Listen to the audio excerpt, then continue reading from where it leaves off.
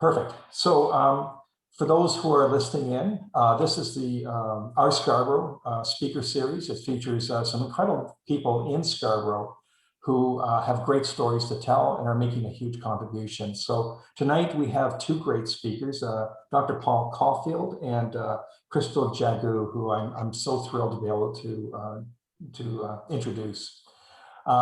We have a small group tonight, which means that we're going to have a conversation as we go along, but they both have messages that are really important to hear. I'm going to start off with Dr. Paul Caulfield, and then I'm going to turn to Krystal Jagoo in that order, if that's okay. Paul, I've heard you before, and I was really fascinated in the message you had, but particularly you shone a light on people in Scarborough who live here but are very vulnerable, and that really rang with me when I heard you last time speaking. Let me just share with our audience kind of who you are. You graduated from the University of Toronto School of Medicine in 1978. Prior to graduating, you graduated from the same university with honors in a Bachelor of Science and a Master of Science from Toronto's Hospital for Sick Children, so you're well qualified to speak to us. You've been practicing family medicine in Scarborough for 43 years. You're a past Chief of Family and Community Medicine and past Program Director for Family Medicine Residency Training with the University of Toronto at the Scarborough Hospital. What I find most fascinating, Paul, by the contribution you make to our community is that you co-founded the Canadian Centre for Refugee and Immigrant Healthcare, located in Scarborough. You and your team of 60 health professionals have provided access and equity and barrier-free medical, dental, mental health, and social determinants of care to people who are vulnerable, marginalized newcomers to the GTA. And I've particularly listened carefully to how you've taken care of migrants, or so refugees, displaced migrants, and undocumented persons who were unable to access healthcare. I know you continue to be an active volunteer physician and medical lead. So Paul, please, I'm so thrilled to hear your comments. So please take it away. Okay, well, thanks, Dave. And can you hear me okay? Yep. Yes, good. I have my cheat sheet up in front of the screen. Bring it down a bit. So I will, but I can see you guys now. So I know that it's roughly a 15-minute deal, and I would want to stay close to that. So I probably should get started. It's really a made in Scarborough story. It's where we began, in humble beginnings in a church basement 23 years ago with 3 people and 2 nurses and 1 doc. And that was myself and 2 wonderful people. So thanks for the introduction. And I think this story gets a bit repetitious, but whenever I tell the story of how we got started, it resonates with me in a new way every time. In 1999, just when I had taken on the role you mentioned about family medicine chief, a young woman who we call Aisha, who'd arrived from a war zone country, ran into an all too common problem that we see in our clinic, in our health facility, of being one of Canada's dreamers. She came here at a very young age, and when she went to get a job, she found out she wasn't Canadian enough for that job. And it shocks me that we don't. I listen to the American stations, obviously, and they're always going on about this injustice. And you'd think in a country where we're down 400,000 new arrivals to our country in the past 18 months, and we're having trouble filling jobs, you think we would let someone like this work. But still today, and this is why I would only call our work a partial success, we are busier than we ever thought we'd be. Aisha came to us from a war-torn country. She suffered from sickle cell disease. She didn't want to go to the emergency department while she was entering in 1999 a sickle crisis, which can be lethal. And she suffered primarily by the Black population in the world, and the African especially. although there are others who can get it. And you can die from an attack, and from the disease is life-shortening. And when she was in growing discomfort, we convinced her to go to the Emerge. She didn't want to go because she'd been before and she'd been asked for money first. We promised her she wouldn't be asked for money in 1999. I sent a letter with her, but she was asked for money and she was told she didn't look like she had an emergency. She was 17 at the time. She was told by a staffer, "You don't look like you're in an emergency." She said, "But I'll be unconscious in 2 to 3 hours," and was told, "When you are, we will take you in." And she sat in a chair because she knew it would happen in the waiting room. She collapsed and she was taken in. And she stayed there for 4 days. She lost her, she had been accepted to Centennial College Nursing School. And that went down the drain when she had to use all of the savings she'd made from braiding hair to pay the bill. And we had just started it. Well, that's actually, we hadn't started. That's what got us started. And I remember saying this, and I'll never stop saying this, is that it made us realize as healthcare providers that if it was Aisha's job and her family's job to get her to Canada when she was 12 years old from a war-torn country, and the family did split apart and she lost her sponsorship, and that's, 5 years later, she was 17 and going to college. And she'd put herself through school. She'd done all of what she had to do. She was as strong as could be. And we realized it was her job to do all that and to come to safety, that when she was sick and maybe dying, it was our job to treat her.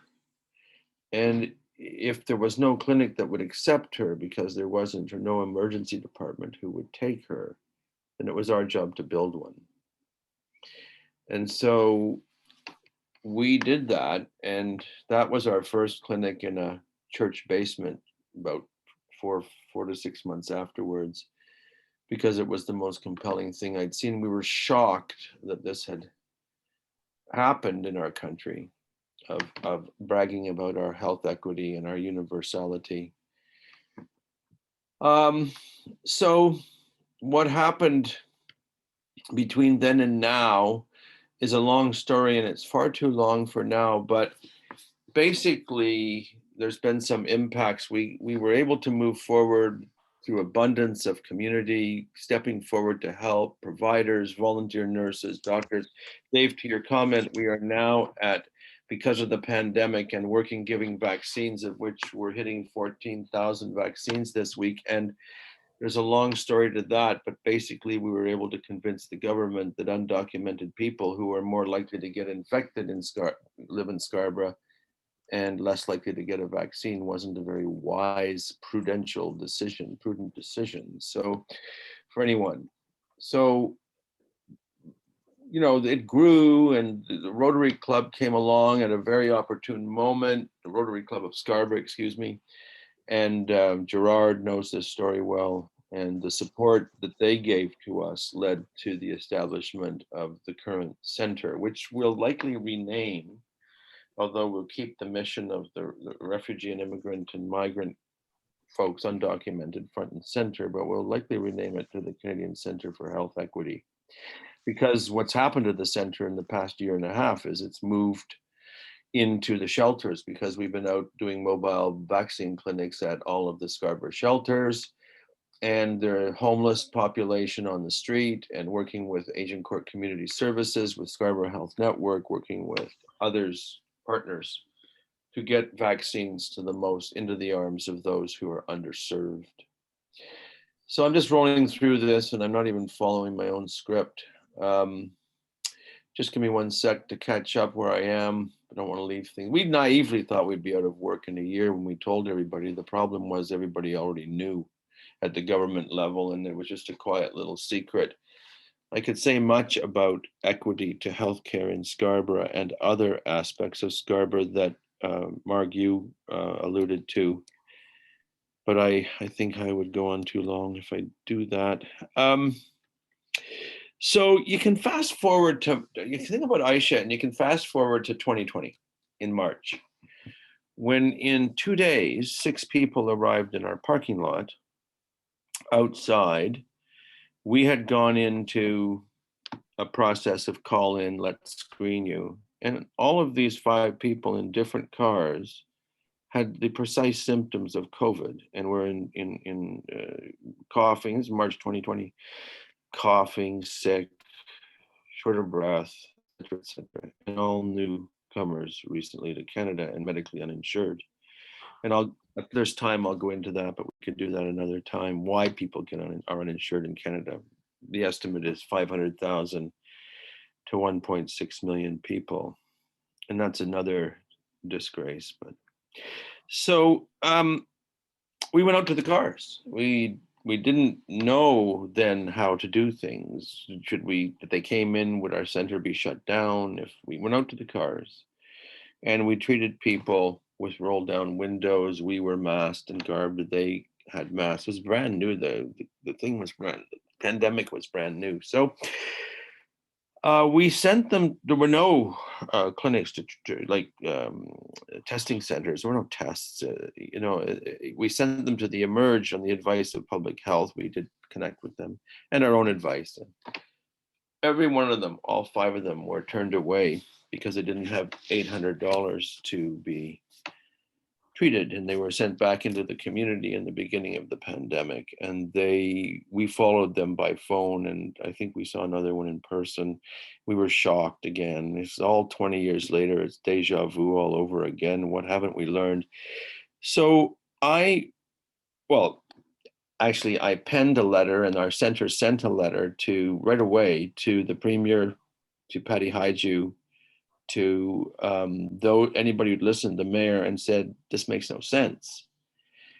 And we didn't get a response. We did actually. We got, well, thanks for writing our constituency office.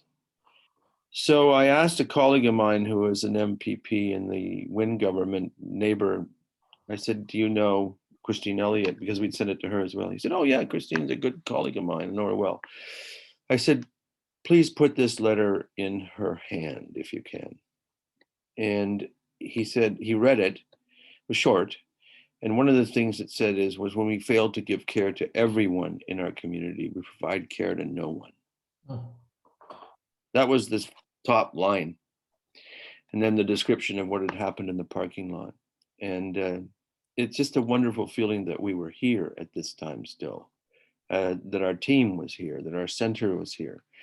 And I received a response from Patty Hajdu, and Arthur told me, the man who did that he handed it to them. And 10 days later, the Ontario government announced something that's still in effect, and it's the first time it's ever happened, which is, and we talked to other of our colleagues, and they got involved in lobbying as well. So it's not just us. And so they put in place OHIP coverage for anybody at any hospital, regardless of their status in Canada. And that's been going on right throughout the pandemic. And it was a major breakthrough. We'll lose it when things settle down. But so just jumping forward after that little success story, and that's a made in Scarborough-ish, success. And you'll keep track of the timeline because I'll keep talking forever, as you know, Dave. But today there's a modern refugee center, health center for new Canadians, undocumented persons and there's programs for diabetes, vascular clinics, because we're tired of seeing people getting foot wounds with 5-10 years of no diabetic care and then losing limbs. We're going blind. The chiropody team is there. We're not fully, we're volunteer driven. We're up to 300 volunteers now, with Global Medic has put the tents up in our parking lot for our vaccine clinics. I think I mentioned we were approaching 14,000. And of those, 10% are undocumented, because we were also then invited to the provincial vaccine table, our little center, because we brought the voice of the undocumented, and others were there for the voice of the homeless. So how do we give vaccines to these hard to reach, underserved, and highly at risk people in congregate housing and there was nobody at the table at that time from those groups. And not even Homes First had anybody there. So we were with Dr. Isaac Bogoch. That's who we were under, and he even said, and more credit to him. He says, Paul, wait, stop. What does undocumented mean? What do you mean undocumented? And I said, well, it's tens of thousands of workers that are holding jobs down that Canadians often won't do, that are dirty, dangerous, and off the grid, and they're at high risk, and many of them are PSWs, and many of them are cleaning in nursing homes. So one thing led to another, and it became that you didn't have to, they wouldn't come for vaccines because they were afraid they might be discovered and then deported. So we were able to be a center where they felt comfortable coming, and we ended up seeing probably about 1,500 to 2,000 so far, but of the undocumented persons because they feel comfortable. And I have to say this, if I have a moment, it doesn't matter what else I say, really. You know, of that number, this is the things that happened through the intersections of life. 700 at least of the people in that undocumented, so there's more than 1,500, are sexually trafficked Asian women that I've never seen, who are all infused around where our center is, and who lease soda from AXA, who I would highly recommend would be an amazing person to listen to here, brought in, and we went into her center and set up across the street and delivered 700 vaccines to people in sex trade industries, some there by force, some there by choice, because they're all undocumented. And this was the craziest story I'd heard in a long time, and I feel so embarrassed that I was naive up till now. And I said, where are they? I don't see them. Well, she said the massage parlors are huge. But if you look along Shepherd here, across the street from the Walmart at Shepherd and Kennedy, at the plaza there, and all along across from the nursing home there, Shepherd Village, those are brothels inside. Yeah, that was my reaction to all of that too. I said, and this was over in AXA when I'd just taken a break from vaccinating, and I sat with Lee in her office for a few minutes. And I said, tell me more about this. And she explained that they've developed a trust with these folks. And to your point, this is the hidden Scarborough. To your point, Mark, unless we tell these stories to people, Scarborough, in my view, no one at the corner of Shepherd and Kennedy is going to get the same health care as somebody at Shepherd and Young. And it's a known reality, and it's disgusting. And I wonder where our politicians are. But the other thing that I wanted to say about this, I said, it's a stupid question. What about the police in helping them? And because my wife would tell me Marta would be working in the vaccine clinic at AXA, and she would be in the checkout area. And she said that the women would arrive after their vaccine. And then all of a sudden there would be somebody, a male, standing behind them in the vaccine clinic, looking over their property. And Marta said, oh, you're here to the male, are you here for a vaccine? Did you get a vaccine? Because you have to wait 15 minutes and here's the instructions, everything. And it was just, no, not me. And just stood there. And then Marta realized what was going on. And I talked to her about it afterwards, because the thing that Lee said, and sorry I'm making this long, probably that's important that it's being told to this audience, because this is new from what we talked about before, you guys that know this. She said that she just looked at me and she said, Paul, the police are not our friends. I said, you mean, yeah, they're undocumented women. If they're reported or picked up by the police in any kind of an incident or car accident, they'll be reported to CBSA, and the police can't use their services, and they know who they are. I don't know how pervasive that is with that issue, but for having somebody of Lee's quality to tell me that was shocking to me. So I leave that story just there, and maybe I should stop. I really don't mind to do that, but there were a couple of very quick highlights. I want to say that if you asked me, I call this a partial success because what we launched was knowledge in 1999 that this population was had been uncovered by Aisha, and that we were just an instrument in trying to move forward with it. And then that has led to tons of research but it had and publications, and we've been advocating, and we did manage to overturn the government's cuts to refugee cares in 2015. A new government was elected. We were involved in the Syrian refugee influx with setting up clinics in Scarborough. These things happened. And at the Scarborough Centenary, the Centennial College there on Markham Road, just off Markham Road, we had a full clinic for the entire summer for the influx across the Quebec border. We had our own frozen Mediterranean where we saw people hidden in trucks coming across in 17 with left in snowbanks with frozen fingers, uninsured, new to Canada, fleeing the United States and Donald Trump. I mean, I could go on.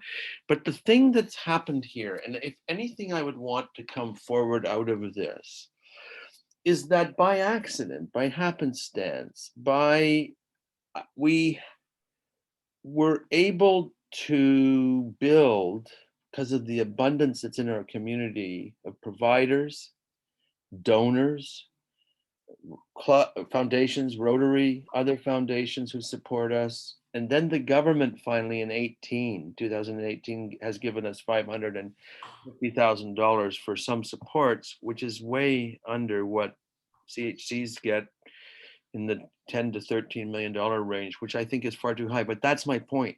We were able to demonstrate, and you mentioned, David, this is the last thing I'll say, stop. The pandemic podcast you talked about what are the new realities of an event like this that will change the world. Because events like this change the world. And one of the things that could change in Canada is, oh my God, Scarborough was such a hotspot. Scarborough had so many infections. Scarborough had we were seeing people who had 25% infection rates when the rest of the rate in the province was 6%. Scarborough was first and tied for first or second for the numbers and the dangers and the losses. And here we had a model that had nothing, didn't even have a glint in its eye in 1999, that it could be here for this. And what it is a model of abundance in community, willingness to partner with community members, physicians, nurses, nurse practitioners, social workers, dietitians, wanting to step forward and help the most vulnerable in our community. And at the same time, some industry started to understand the social responsibility industry has to a healthy community for their own sake and for the sake of the people who they're employing. Because the undocumented who don't have status, who failed a refugee claim and are not going back to hell, are going to go underground and do all the jobs. So that model, I think, needs to be taken forward. And it's other people have tried to replicate it and have done so in other cities. So I'm going to stop there. Sorry for going on for so long. Paul, I just want to thank you for such a powerful story that you're telling. Our listeners to this recording have got to be really taken back in terms of the observations you have. And I think on the positive side, just the incredible amount we owe to you and your team for really making this all happen. So I just want to thank you for that. I know we're going to have a time for some questions. I want to then pivot a bit here. Folks who are listening to this recording, this is our Scarborough. It's a recording of people who make an incredible contribution to our community. It's July 15th, 2021. Paul, we're going to get back to you with a couple of questions, but I want to now turn to Krystal Jagoo, who's, I'm sure she's going to provide a different perspective on some of her observations and her experience as well. I'm fascinated to be able to listen to her. Yep. Krystal, you've got a Bachelor of Arts in Sociology and a Master's of Social Work from University of Windsor and formerly, at York University as well. I know you have compassion and passion for community arts programming, but you have a particular slant on that, which I'm kind of fascinated to be able to hear. You've taken your interest in justice in the poor and race and class and gender, and used it to do some very good writing in all sorts of highly credible journals and magazines and so on, including articles on reproductive justice, the pandemic, a feminist response, and gender non-conforming storytellers of color. You're involved in theater and other writing as well. And I'm really, for our listeners of this recording, I'm really fascinated to hear what you have to share with us today. So please take it away. Thank you so much, Dave, for that generous introduction. I am really glad that Paul was able to share some of those insights with us, and that his colleague let him know about a different perspective on cops, because I was thinking I might have to do that at the beginning of my talk, which did not align very well with what I had planned for tonight. So I will definitely like to get started in terms of some of the work that I've done. I will just start off though with a land acknowledgement, because that's something that I am really committed to as a settler on this land. So the land in which Scarborough Arts is located has been the home of Indigenous people and nations long before colonial documentation of time, and is specifically the land of the Huron-Wendat, Anishinaabeg, Mississaugas of the Credit, and the Haudenosaunee. The territory of what is known today as Toronto is under the One Dish, One Spoon Wampum Belt, a peace treaty between the Haudenosaunee and the Anishinaabeg, and is a mutual agreement between nations for sharing land and resources. The territories that encompass Toronto as well are under a number of treaties, including Treaty 13, and in Scarborough, specifically the Williams Treaties. There have been many Indigenous names and words associated with this place. And today, Scarborough is home to a multitude of Indigenous people, languages, and cultures from around the world.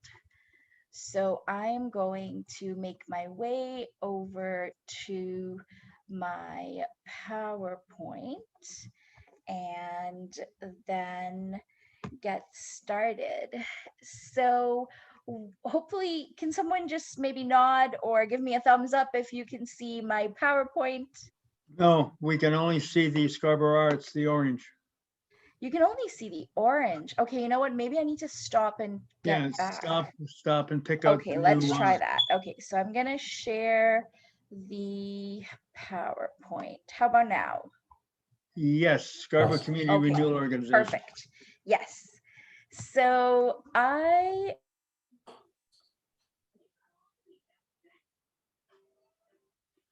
You went away. Somehow she did an exit. We'll have to wait for her to log on again. She'll come back. Well, meanwhile, while we're waiting, if we perhaps have a question or two for Paul. Paul, I remember you told the story of people who are undocumented lining up to get healthcare, and a police car pulled up, and they ran away. And not to kind of double down on police, but that was something I took away from the talk I heard last time, that how precarious these folks are. They they were worried about that they'd be. Yeah. Many of them will have and others don't have, but wonder if they have a deportation order that's been put in place because they have unstable addresses. I didn't mention that we've had patients from 125 countries of origin, and that we've had many people don't make their refugee. They make it, but they fail it. Looks like we have somebody coming home now. Well, that's Krystal coming back in.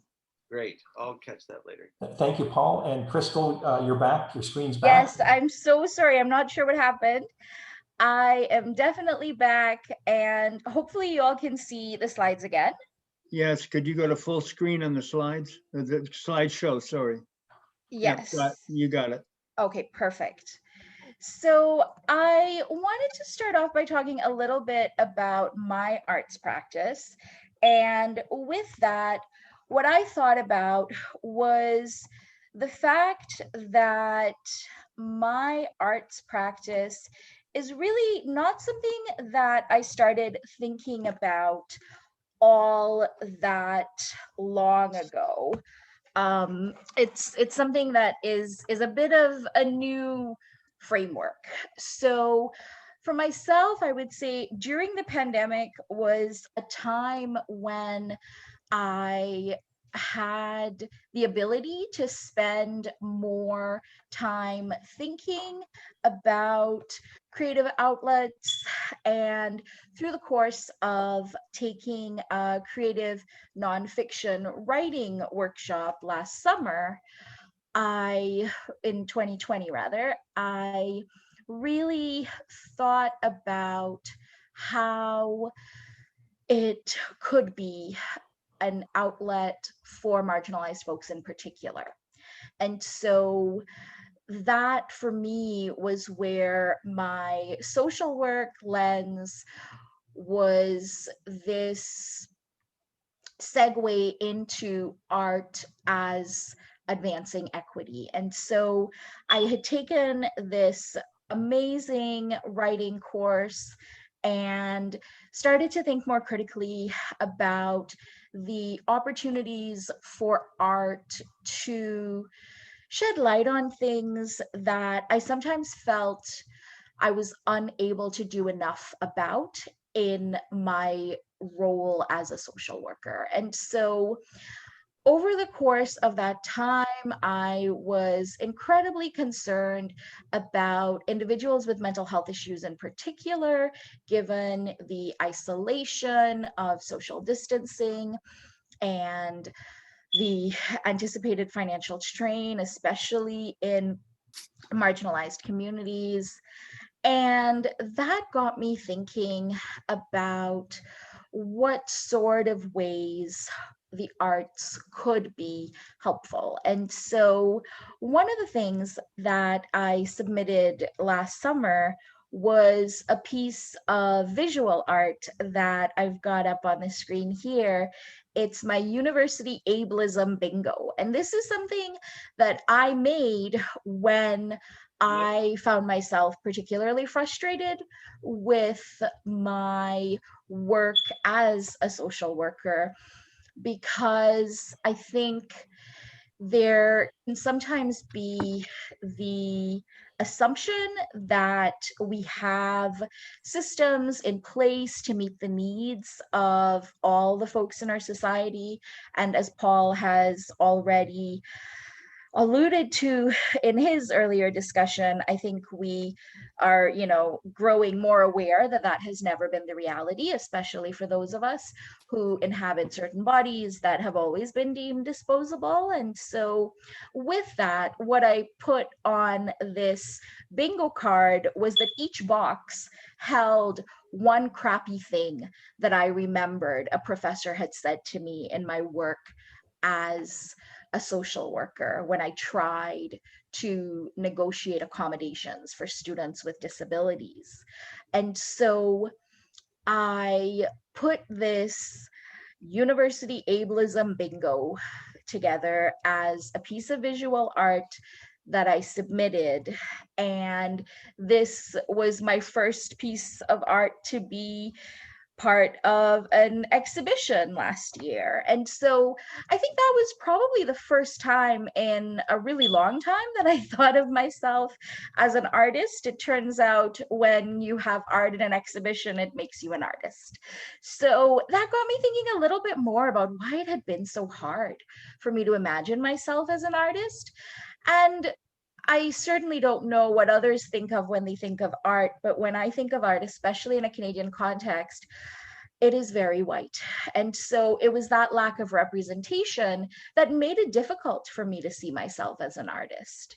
And so this, internal realization of mine was happening alongside the societal racial reckoning externally. So we were seeing more discussions about things that BIPOC communities have been talking about for long periods of time without the same level of willingness from white folks to think critically. And so in the midst of that is where Scarborough Arts was moving all of their programming online, and they were looking for individuals locally who might be open to facilitating workshops online.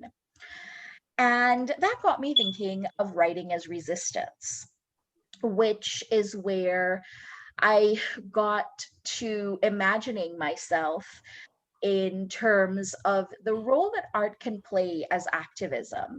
And so that is really what I think of when I imagine the way that my arts practice operates. And so that is what I wanted to start off talking a little bit about. But then I really had to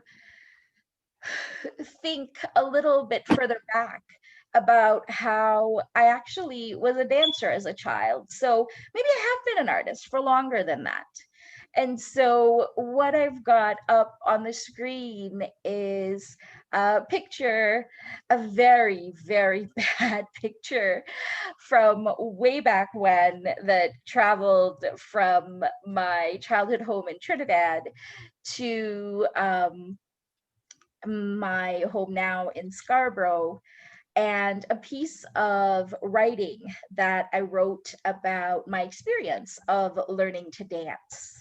And so as you go back and forth, I think sometimes we realize that there have been parts of our identity that have always been there, whether we have reckoned with those parts of ourselves or not as yet. And so that's really where I had to think a little bit about the fact that I have actually had these types of creative outlets in the past.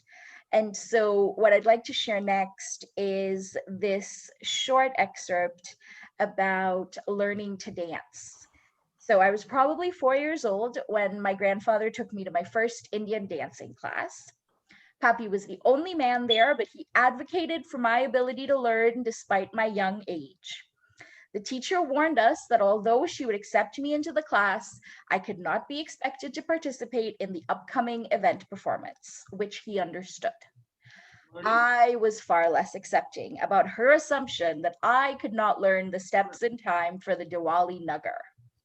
After class, I convinced Papi that he should have stood up for me with the instructor, as she did not yet understand just how good I was at dancing, to believe that I would be ready to perform in a few short months. As requested, he appealed on my behalf at the next class, and we were given a conditional offer that I may be able to perform with the group at the public event. Over the next few weeks, I practiced incessantly and was eventually accepted into the group of performers for the Diwali Nagar, complete with the colorful costume and intricate choreography that accompanies Bollywood dances. That night, as I began our dance, my fervor to perform fueled every move's accuracy until I went in one direction while the other dancers went the other way, as they were supposed to. Despite wanting to run off stage, I was able to get back into the routine and tried my hardest to finish the dance without another mistake. but I was mortified and dreaded seeing my grandfather's reaction.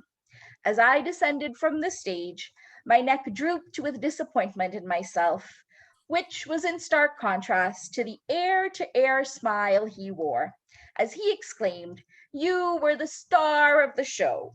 To this day, I credit him for my strong sense of self, which allows me to transcend any obstacle.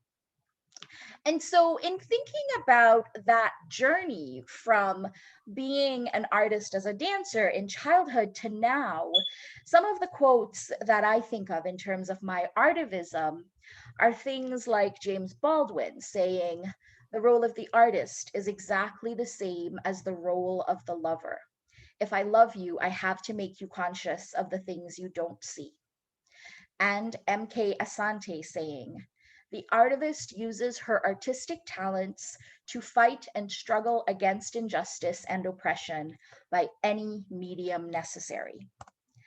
And the next set of quotes are the ones on writing as resistance, which is what I think about in terms of my workshop programming. So I don't know if any of these quotes will ring a bell to any of tonight's attendees, but they're all by one author who I admire greatly. The first says, "Oppressive language does more than represent violence. It is violence. Does more than represent the limits of knowledge. It limits knowledge." The second, "Language alone protects us from the scariness of things with no names. Language alone is meditation."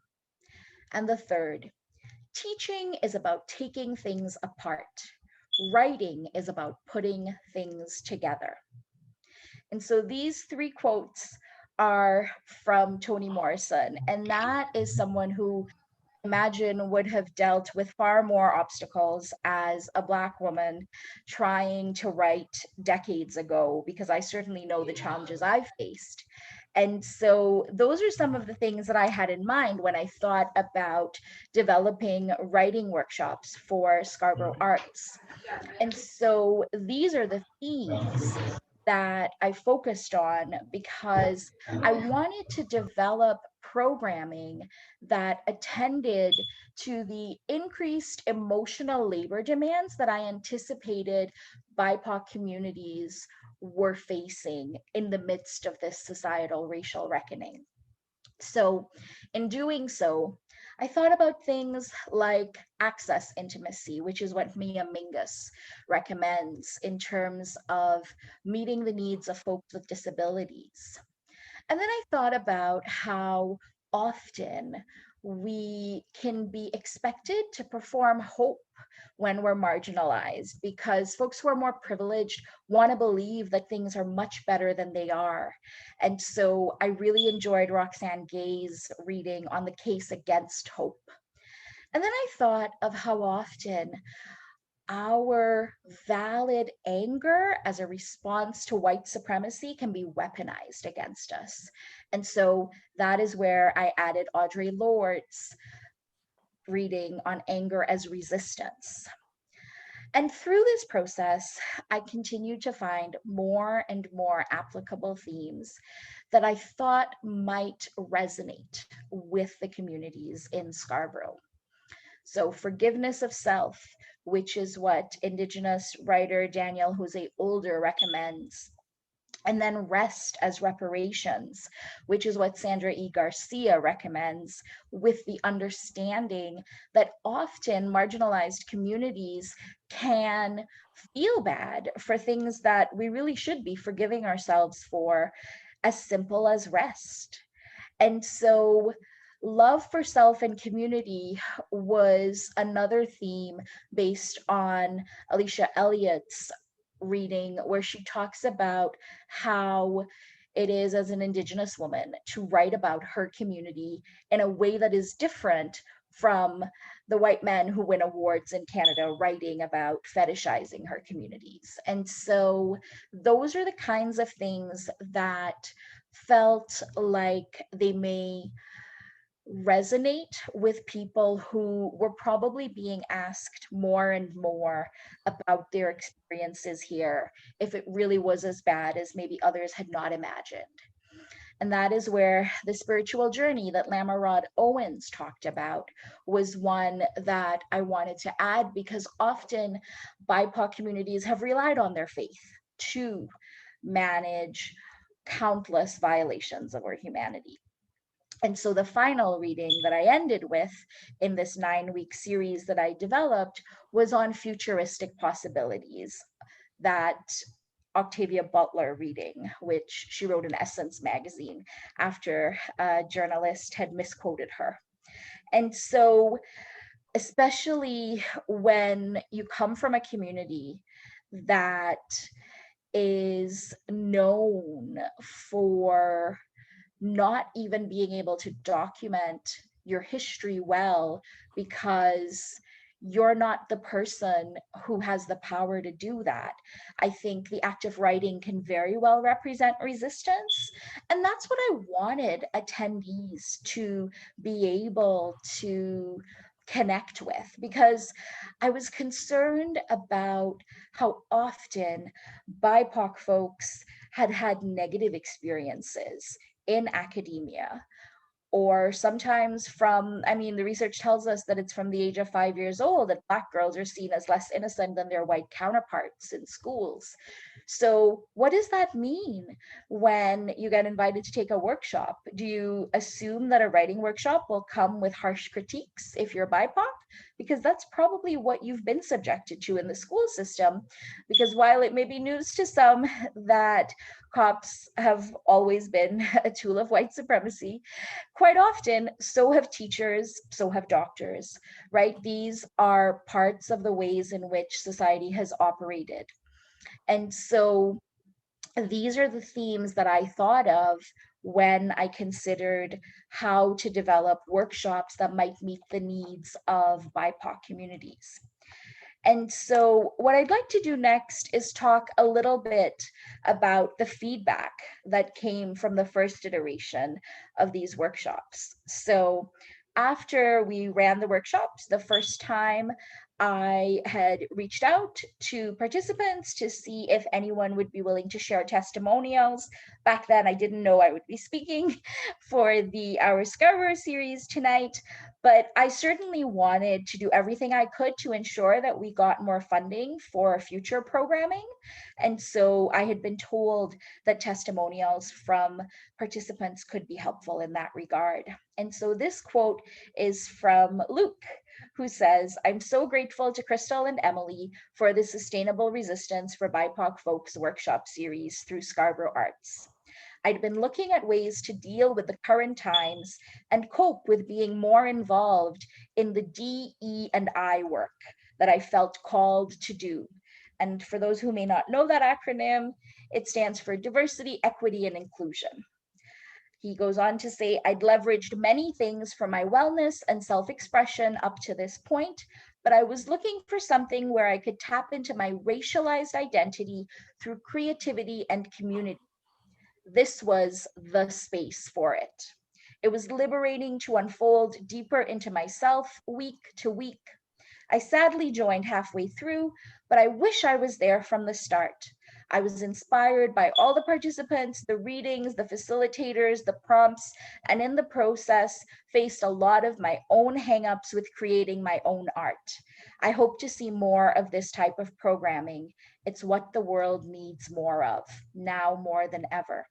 Thanks again for the opportunity to participate in such a wonderful initiative.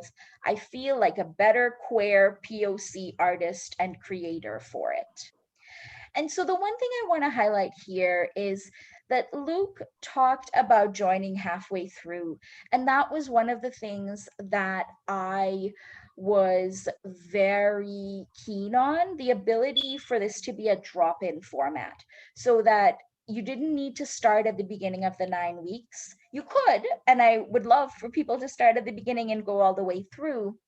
But I also wanted people to hear about it a few sessions in and not feel like they had to have been there from the beginning to be able to join and benefit. And so that's where I'm really grateful for the collaboration with Scarborough Arts, because working with them has been a joy to be able to set up a Google Drive with all of the readings. And so when people register, we send out the link so that they can look at the earlier weeks, and it makes it really easy for it to be an accessible space. The next quote is from Angela Walcott, who also joined late. Thank you for providing this collection of wonderful sessions. Although I joined your workshop in the final weeks, it had a positive effect on the outcome. It inspired me. Your instruction was invaluable, your facilitating abilities were wonderful, and your approach to teaching is one that is relatable. You brought a variety of readings to the table that were diverse, not only based on the ethnicity of authors, but also based on the subject matter. I felt motivated to participate and reflect on the readings, and while many titles and authors were new to me, I enjoyed viewing things from a different angle.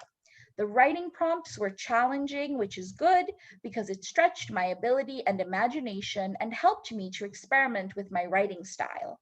I found the workshop inspiring, and listening to fellow participants share their work each week and during the final showcase was an uplifting experience. Thank you for providing this platform for BIPOC readers to gather and discuss and debate and express. Toronto and much of the GTA would benefit from more sessions like this in order to identify issues surrounding race, politics, and social injustices that are plaguing this and many other nations. Thank you, Krystal, for opening the doors of communication and demonstrating that the arts is a powerful thing. Now, with Angela's feedback, I think it's really crucial to note again the collaboration from Scarborough Arts, because the final showcase that she mentioned was something that we didn't even imagine when we started the series.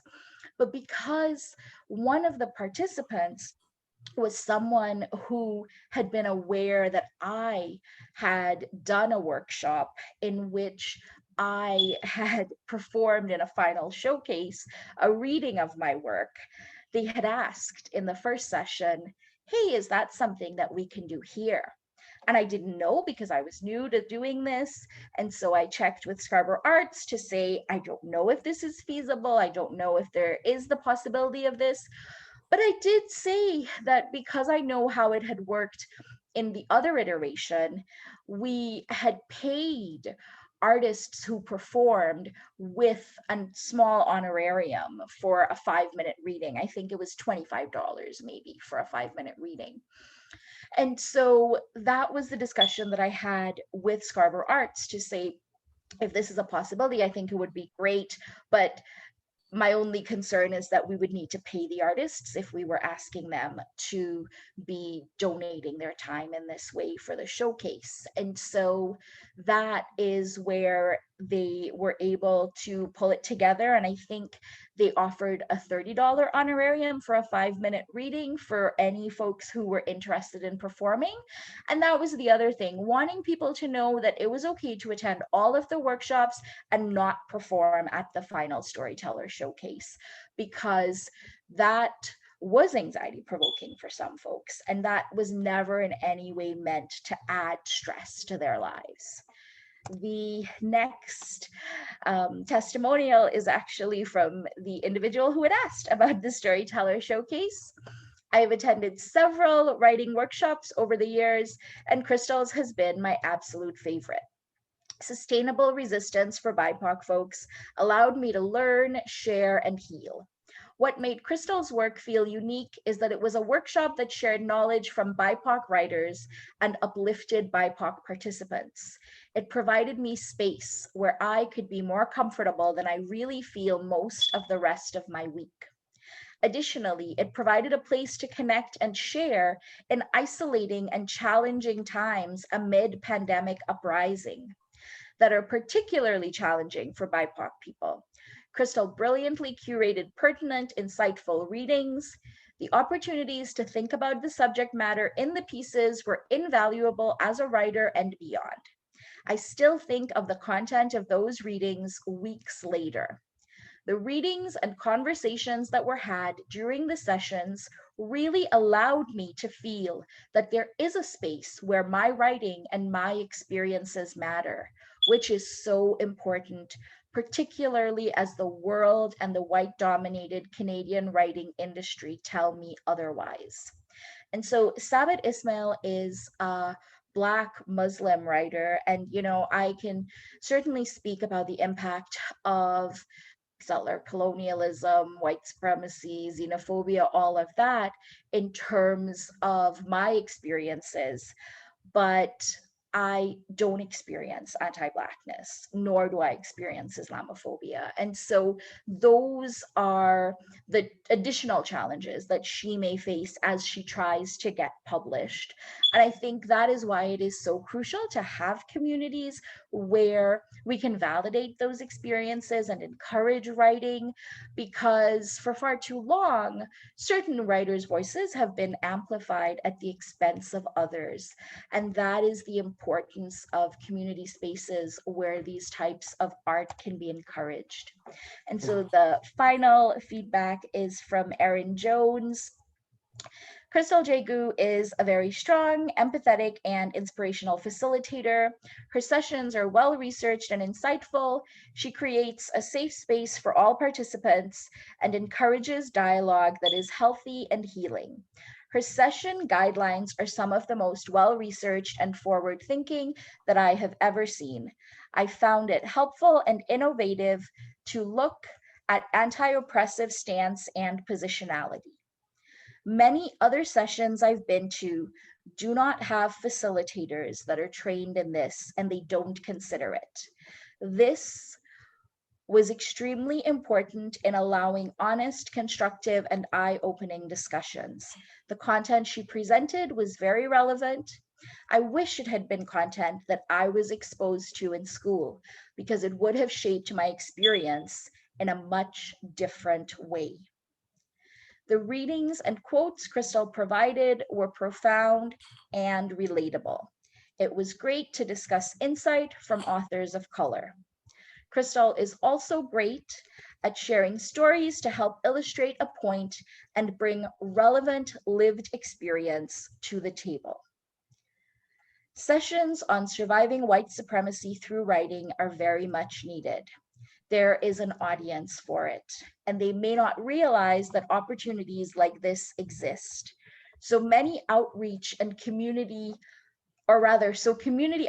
and marketing are beneficial. I have thoroughly enjoyed working with Krystal. I hope to have the opportunity to work with her again in a future session. And so when I look at Erin's feedback, she is someone who I was concerned about when I was contacted earlier this year about running a second iteration of these workshops, as I was asked if I would consider doing this for a 5-session series. And I wanted to do this because I continue to believe such work is extremely important. But I was concerned about someone like Erin because I knew she had been waiting to hear if sessions were being offered again. And I felt bad that she might get the opportunity to attend, but realized that it was the sessions at the end that she had already attended.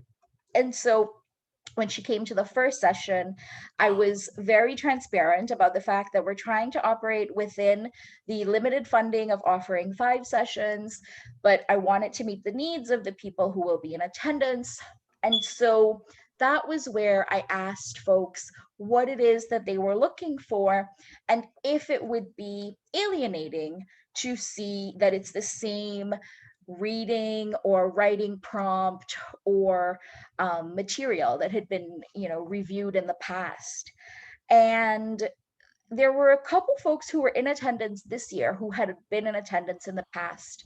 I don't think either of them had attended all of the sessions, but they were very keen on attending even sessions that they had previously attended, because they felt strongly that there was no other space like this. And Krystal, you so, must have had quite an important effect on Erin, because she's recently had a play accepted for the Fringe Festival. So obviously that yes, a very important yeah. effect. Knowing, Yes, so Erin is one of the people who has been involved in the arts long before Erin and I met. I don't want to take credit for Erin's theater abilities because she is quite involved in the arts. And so Erin definitely did some great work in the past for theater locally, and I'm certainly excited about what she'll be doing at the Fringe this year. I know that these are interesting times doing things remotely, but yeah, it's quite an achievement to be at Fringe for this year. that's great. Krystal, thank you very much. It's so important to hear about the BIPOC lens in teaching the arts, and you've opened a door for all of us.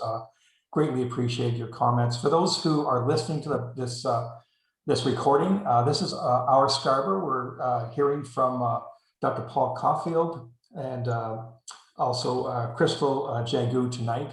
I have time for maybe one question, and we're coming to the end of our time. I have one myself. Are there, for the folks who are also on the call, are there any questions you might have? I have one question, Krystal. You mentioned early in your remarks about the importance of words and even the militarization. I'm not sure if I got the term right of words, but I was on a call today where a cultural anthropologist said words have 25% of words is meaning and 75% of word is intent. And I don't know if that you found that in your writing and your reflection at all. That for certain folks, words have been weaponized, right? So, you've probably heard of the term dog whistle when we think of voting, right? How certain terms are used to get a certain image of, certain groups who are often villainized. So, a really basic example is the fact that across Canada, there's lots of folks right now who are benefiting from the legalization of cannabis, right? There are still Black and brown folks who remain incarcerated for petty crimes related to cannabis, right? So that's an example of something really tangible that can be difficult when we talk about the ways in which certain things are experienced by different groups. But when I talk about the weaponization of words, I talk about the trope, like the angry Black woman in media, for instance. And so, as a woman of color, it is very typical for words like aggressive or hostile to be used when those words would not be used to describe someone who were not racialized. Because those words, when used by white folks in positions of power, have historically been able to do a great deal of harm. And so those are the words that I mean. I mean the ways in which certain words and phrases have gotten certain effects. And so, for myself, one of the things that I know for my practice is that it was in the aftermath of Mr. George Floyd's killing that more publications wanted BIPOC writers. So that's a really icky feeling that I have all these clips because of the death of this man, right? But Yeah. that is often how a lot of these types of situations evolve, where something happens and it is because of that this awareness grows. And so I'm very grateful for the opportunities that are coming and the way in which some of us now have more of an ability to use our words, Dave. Thank you for that. Are there any other questions? If there are not, I'm going to wrap up our session. I'm going to do that first by thanking Dr. Paul Caulfield. Paul, it's the second time I've had a chance to hear you, and every time frankly, I'm inspired by what you and your team do and how important it is to our Scarborough community and the models that you set out for, frankly, the rest of the world, particularly in a COVID, post-COVID setting. Krystal, as I said, you've opened up a door to the BIPOC community, the lens of teaching and a different perspective that people need to hear on from teaching, learning, writing in the arts and so on that is very valuable. The next session of our Scarborough is going to be 2 weeks from now. And Gerard, you've got, it's going to be John Stapleton. John is an incredible thinker, researcher, policy person, and he has tremendous insights of why COVID happened the way it did, and particularly hotspots. We have a lot of time for Paul. So I can't wait for our August 5th, our Scarborough session. And at this point, is there anything else, Gerard, I might have missed before I'm going to wrap up here? Yeah, it's not 2 weeks, it's 3 weeks, actually. We're not. 3 weeks. You know, I just say the wrong date to see who's paying attention here. Thank you. Yeah, well, you did You're, good. you're always on top of your game. I noticed too. I did notice too. I'm going to close off. Folks who are listening to this presentation, you're listening to Our Scarborough. It's a series of profiling some incredible people in our Scarborough community to hear from them in depth and provide good dialogue and answers to questions. And the more we hear from our wonderful people, the more we learn about our great community. So with that, I'm going to close off. And folks, thank you very much for all you've shared with us tonight. We've learned an awful lot. Yes, Thank you all. Thanks, folks. Night. Be safe. Thanks, Paul. Thanks. It was a pleasure. Thanks for having us. Thanks, Krystal. Stay Bye. well. Stay well.